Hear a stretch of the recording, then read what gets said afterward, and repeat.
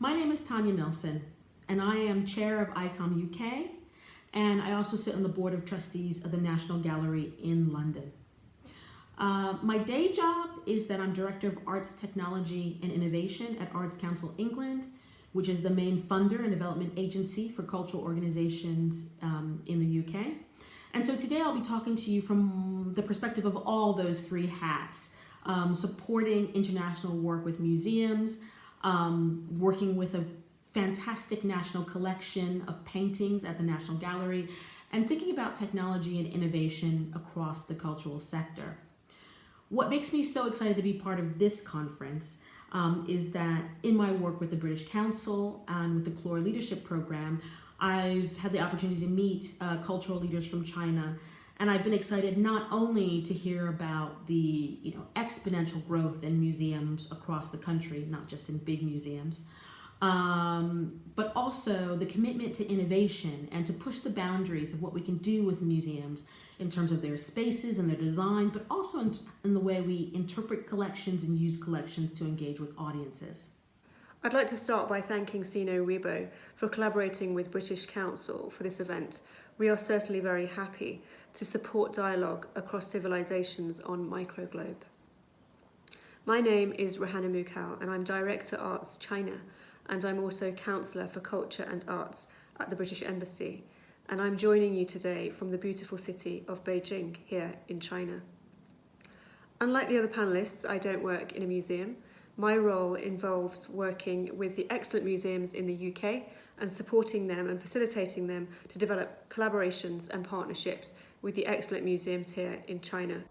Hello, I'm Helen Jones, Director of Global Engagement and Strategy for the UK's Science Museum Group. I'm very glad to be part of this event for International Museums Day. As well as the much-loved Science Museum in London, we have 4 other museums and a huge collections facility throughout England. Collectively, we're the UK's National Museum of Science and Industry, and we share a mission to inspire futures. My name's Esme, Director of Manchester Museum, and I'm really delighted to be here. First of all, I'm going to tell you a little bit about my museum, Manchester Museum, and our collection, and how we work with China. So Manchester Museum is one of the largest university museums in the UK. It's an extraordinarily rich collection, over 4.5 million objects, and quite unusually, it brings together natural world and human cultures under one roof. We also have a live animal collection, a vivarium as well at the museum.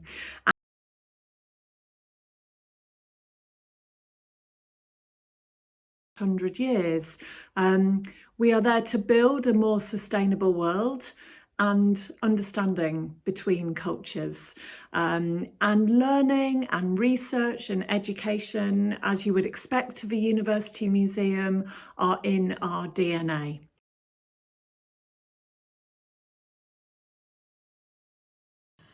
Museums can offer cultural exchange during the pandemic by using the digital platforms that are available to them to be able to create conversations.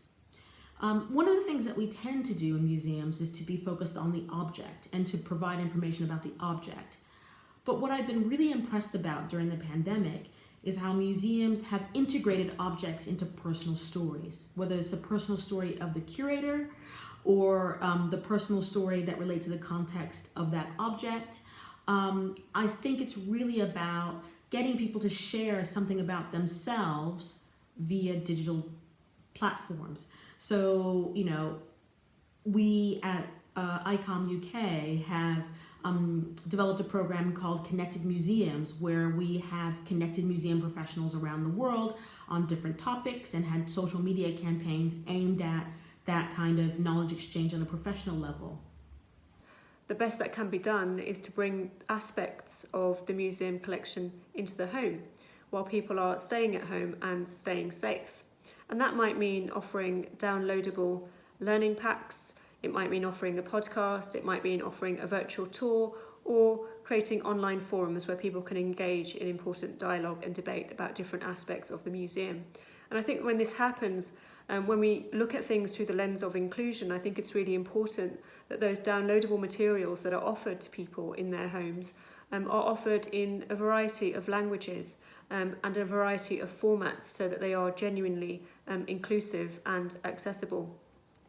I think during a time of pandemic, perhaps we need to view the museum experience differently, and perhaps we need to slow down and accept that slower and less may mean so much more. As we process all the myriad of information related to death associated with this pandemic, we need to nourish our minds, our hearts and our souls with something solid and true. And I think the museum absolutely offers that sort of experience, a form of escape, if you like. And for me, I think slowing down might mean that perhaps we look at a particular object in the museum rather than trying to complete a whole collection or to cover a whole museum floor before lunch. In order to maintain cultural exchange during the current pandemic, in common with many other museums, we've embraced digital engagement. Fortunately, we had a lot of resources, such as games and family activities, already online, and we've seen a huge increase in access to these. But we have also maintained our partnerships in physical form. An exhibition that we co-curated with the Guangdong Science Center for touring in China has just reopened in Chongqing. The subject is antibiotic resistance, ironically enough, but we'll be adding new content around viruses. The Chongqing Science and Technology Museum has already installed an exhibition about COVID-19, and we can learn from this, as well as from the valuable experience of Chinese museums that have already reopened to the public. Well, we live in a digitally connected world. There are opportunities for us to share stories, share experiences, to engage with audiences all over the world. We currently have exhibitions on our Museum in Quarantine website, which are multilingual. They're translated. We have them in Mandarin. We have people visiting those exhibitions from all over the world. But we're just starting to look at how we open up conversations and exchanges with colleagues and partners in China. And that feels really exciting, whether that takes the form of shared artwork, conversations like this that might happen, or starting to look at collaborations for the future. Now feels a moment to slightly reset and rethink what our priorities are, and a sense of global connectedness and empathy is more important than ever.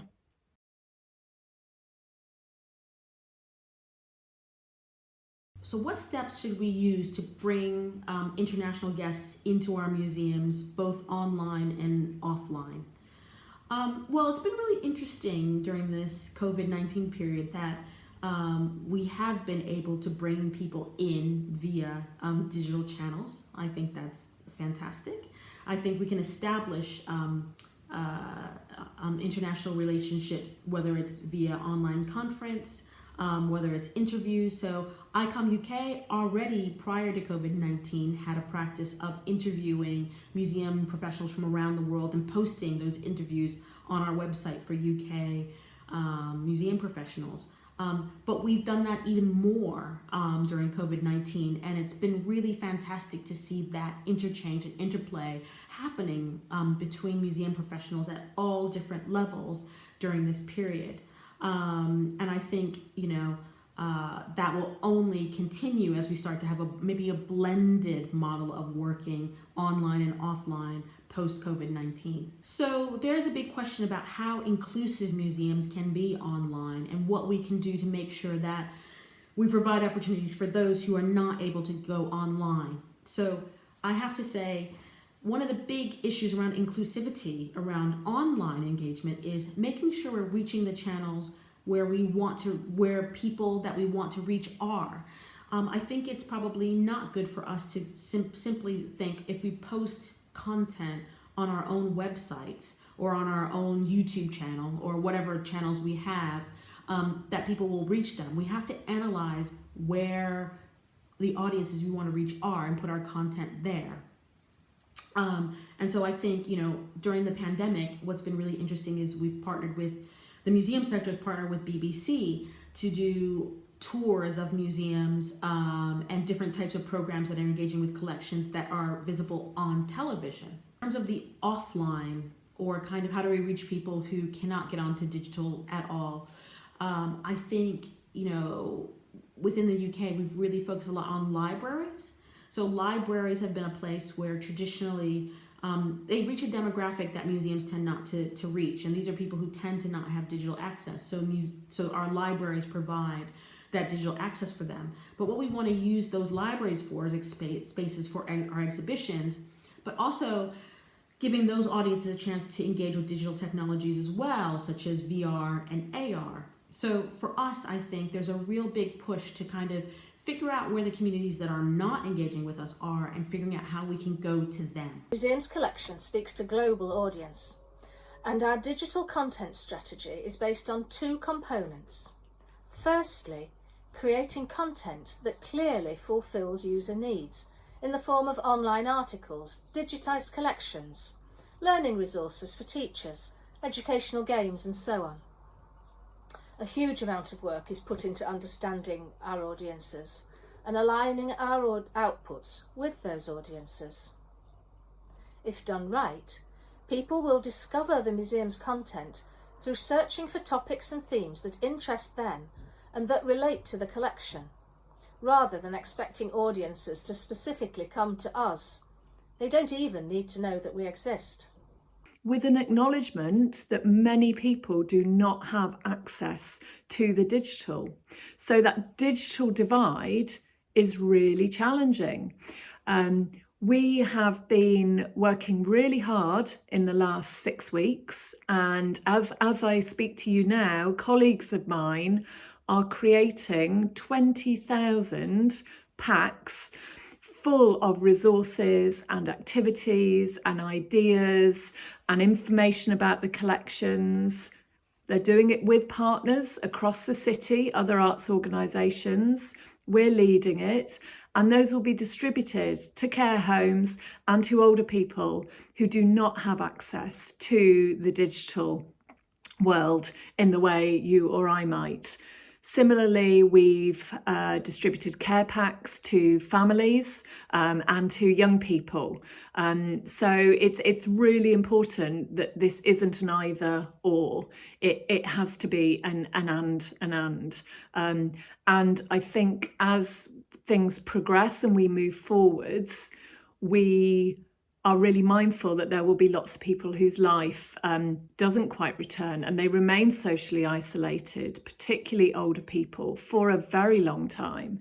And we will be running a whole programme of inquiry and research looking at what we can do to support those older people, to be creative, to feel connected.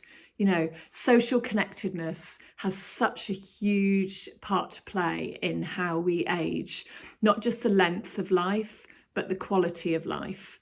And at Manchester Museum, we are a centre that focuses on arts and ageing and the role of the arts in supporting an enriched and richer older life. So we will be doing a lot of work around this in particular.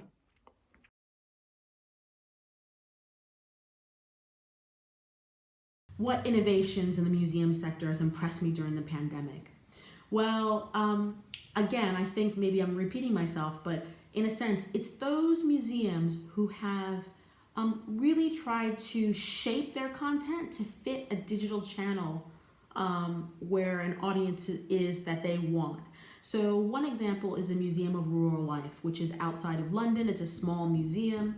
But what they did is they partnered with a video game maker called Animal Crossing, which is a video game that is used by very young people, children and young people. And what they did is they created a version of Animal Crossing video game in which the users could create objects that would eventually go into the museum. And so that crossover I thought was very, very innovative. It was really about kind of taking your content and taking what you're trying to do and shaping it for a gaming environment for young people. And I think those things are really interesting. Now, on the converse, you have a museum, the Barnsley Museum, who said, well, we want to provide an interactive experience for older people. And one of the things that people would do when they were home alone would to do puzzles. And so what they did is they created an online puzzle game where they put their paintings online as a puzzle. People could solve the puzzles, and they could do that in competition in terms of how much time it takes to solve the puzzle. But it's something interactive, it's something familiar, but at the same time you're learning about a piece of art. So I think that's really, really interesting. The museum sector has really impressed with its innovation during the pandemic. There have been some really fun projects, like the Getty building a tool to add their collection to the Nintendo game Animal Crossing. The Yorkshire Museum Group asked their museums to find the creepiest and most macabre things from their collection and post them on social media. The Cooper Gallery in Barnsley is running a daily online jigsaw puzzle made from their collection. And some museums have been sending tweets of flowers from their collection to other museums, which is rather sweet. COVID-19 has given us the chance to experiment with digital platforms more than we normally would, and to focus on collections rather than also having to promote the museum's programmes. It's been great to see how inventive the museum sector has been.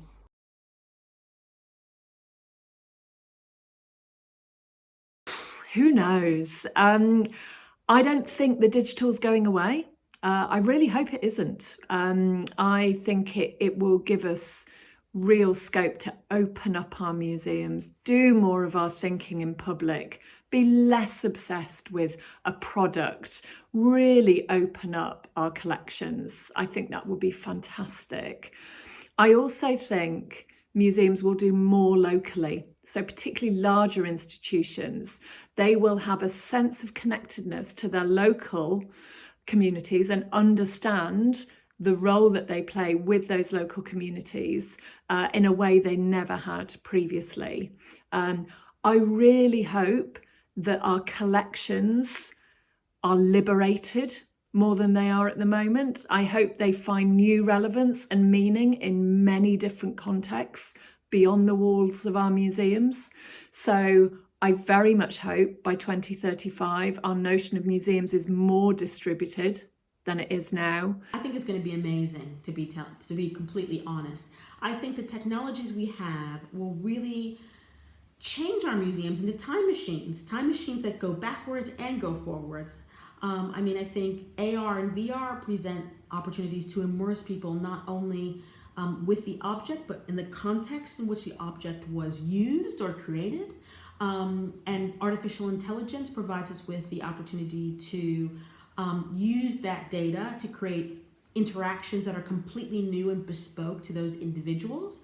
5G is going to give us the computing power to be able to run very sophisticated, immersive experiences.